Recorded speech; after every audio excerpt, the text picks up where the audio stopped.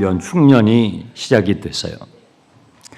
53절에 7해 풍년이 그쳤다라고 되어 있죠. 애굽에만 국한된 것이 아니라 애굽은 제국이에요. 그 주변에 많은 주변 국가로 이 기근이 번져가게 됐어요. 시대를 예측하지 못하고 준비하지 못하고 흥청됐던 나라들은 부도가 나고 도산이 나고 쓰러지기 시작하는 거예요. 그런데 애굽에는 먹을 것이 있어요. 애굽에는 일자리가 있어요. 준비했기 때문이지요. 이 기근이 점점 더 극심해지자 애굽 전역에도 영향을 받게 되고 백성들이, 굶주린 백성들이 하나둘 왕에게 나가서 아우성을 대기 시작하는 거예요. 떡을 달라고, 빵을 달라고, 양식을 달라고 하는 거죠.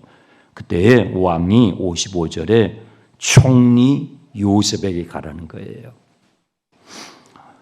왕은 지난 7년의 시간들을 보면서 요셉을 더욱 신임하게 돼요.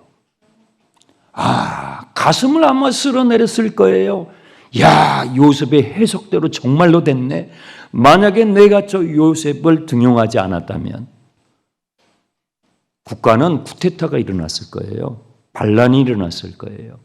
가슴을 쓸어내리면서 저 총리에게 가서 총리가 지시하는 대로 하면 너희가 살 수 있을 거라고 말해 줍니다. 요셉은 이때를 위해서 많은 창고들을 곳곳에 지었어요. 그리고 그 창고마다 양식을 비축해 놨어요. 창고의 가치는 채워져 있어야 돼요. 채워져 있어야 나누어줄 수가 있잖아요. 그런데 창고는 채워만 있으면 안 됩니다. 어느 한 부자가 창고를 가득 채웠어요. 너무 그 해의 생산이 많이 됐어요.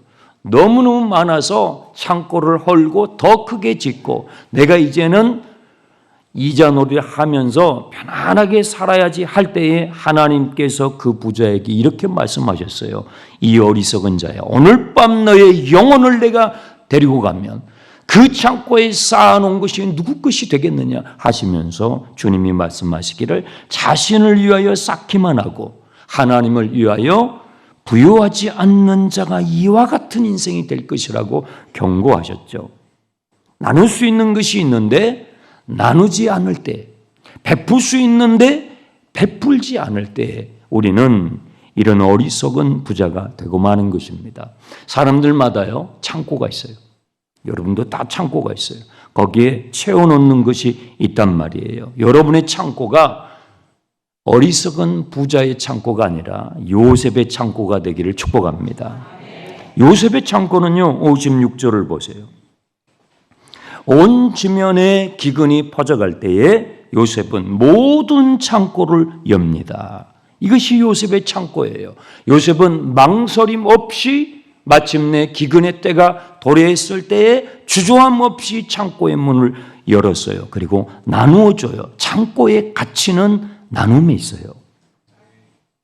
나눌 수 있어야 돼요.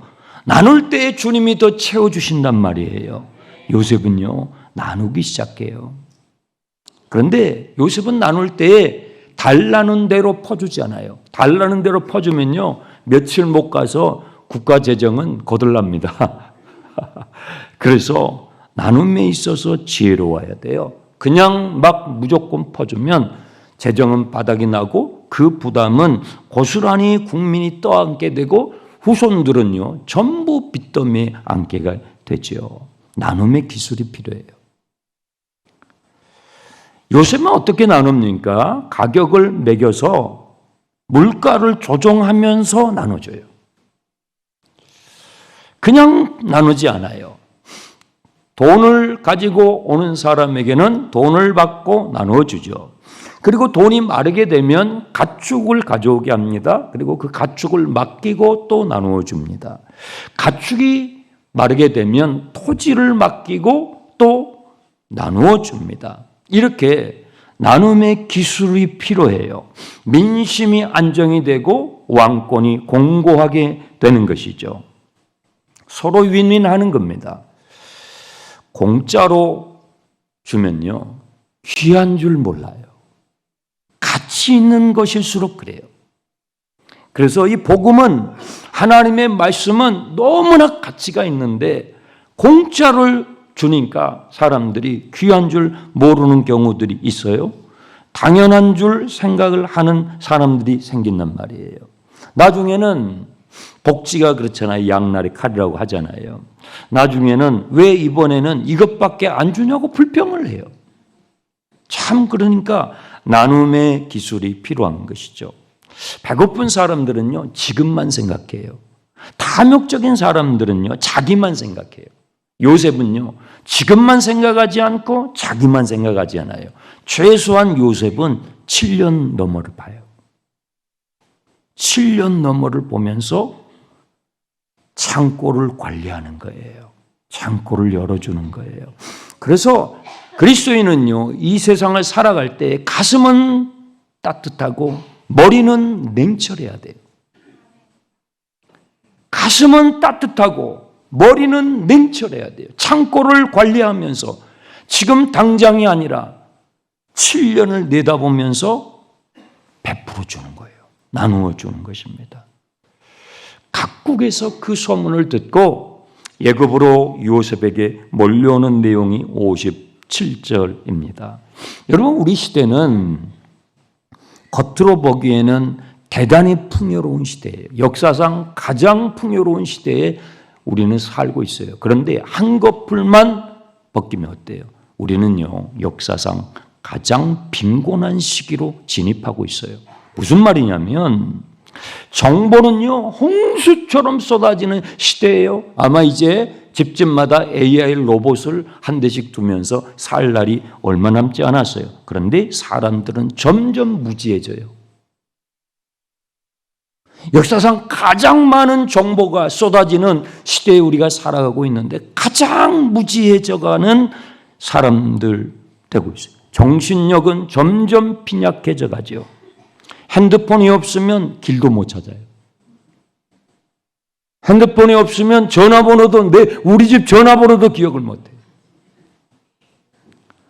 사람들은요, 기계가 되어가고 있고요, 기계는요, 사람이 되어가고 있어요. 역사상 가장 비인간화의 시대로 우리는 진입하고 있단 말이에요. 포스트 휴먼 시대라고 하죠. 물은 많은데 목이 말라요. 물은 많은데 목이 마르단 말이에요. 생수가 없어요. 먹을 것은 얼마나 많아요. 배가 고파요. 생명의 떡이 없어요. 생명의 떡이 없어요. 교회는요, 요셉의 창고가 되어야 합니다. 교회는 시대를 내다보고 배고픈 영혼들에게 생명의 양식, 생명의 떡을 내어줄 수 있는, 목마른 자들에게 생수를 나누어 줄 수 있는 요셉의 창고가 되어야 하는 것입니다. 우리 장충단 교회가 그렇게 되고 있음을 믿습니다. 우리 하나님께 감사의 박수 드립시다.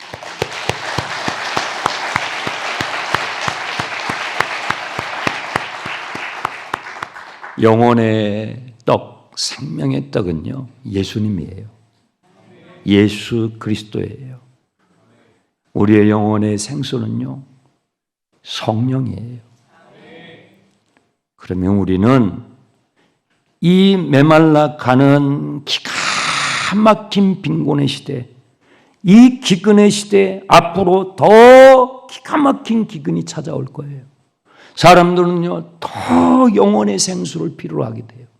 그때 장충단 교회가 요셉의 창고처럼 생수를 나눠주고 양식을 나눠줄 수 있는, 모든 세대가 와서 뛰며 찬양하며 예배하며 어린아이들부터 어르신들에 이르기까지 하나님의 나라를 경험하는 요셉의 창고가 될 것입니다.